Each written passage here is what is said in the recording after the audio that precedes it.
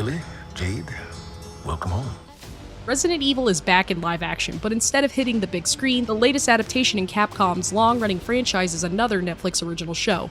Despite my initial concerns, the superb acting combined with an intriguing plot that somehow fits into this ever-growing and wildly convoluted timeline makes for an interesting watch, especially for the Resident Evil diehards.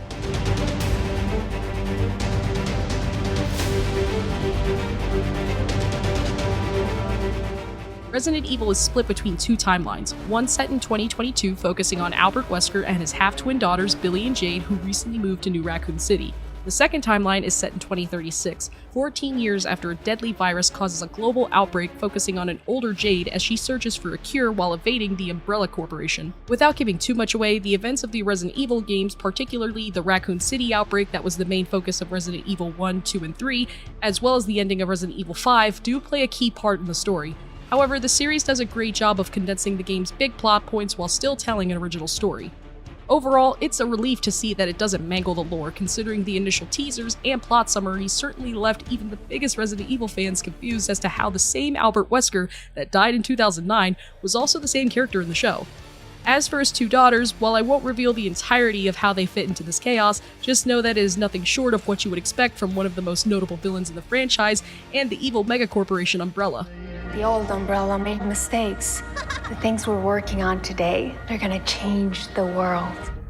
While both timelines tell their own original stories, the 2022 timeline ends up being the highlight.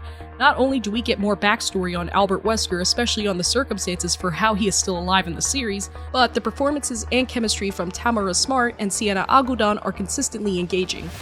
The 2036 timeline has some intriguing ideas, particularly when we reach the last two episodes, but getting to those better parts was a slow burn that requires far too much patience in the first 6 episodes, especially since it fails to set up any background for its central relationships, making it hard to care about their admittedly high emotional stakes.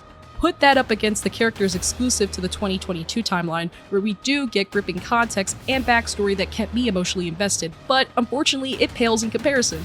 But given how both timelines end come the season finale, it effectively sets up a lot of questions on how a second season could interconnect its various moving parts and explore the Wesker twins' deteriorating bond. There's a lot of good in the writing of the lore and how it all fits into the Resident Evil timeline, and I would be curious to see how, if at all, it connected to the other games post-Resident Evil 5, even though the series is set in its own original universe with a good chunk of the games providing the foundation.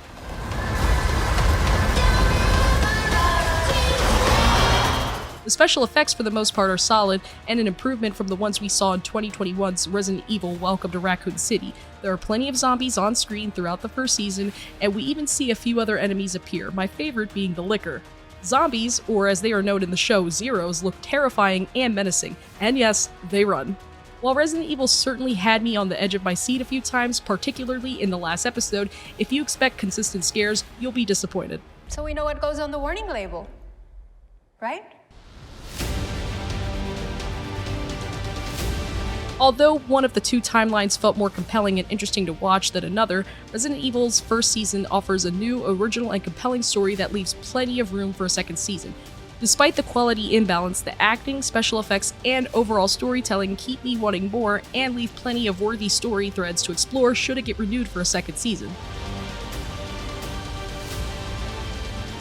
For more Resident Evil on both the big and small screen, check out our reviews of Welcome to Raccoon City and Infinite Darkness. And for everything else, stick with IGN.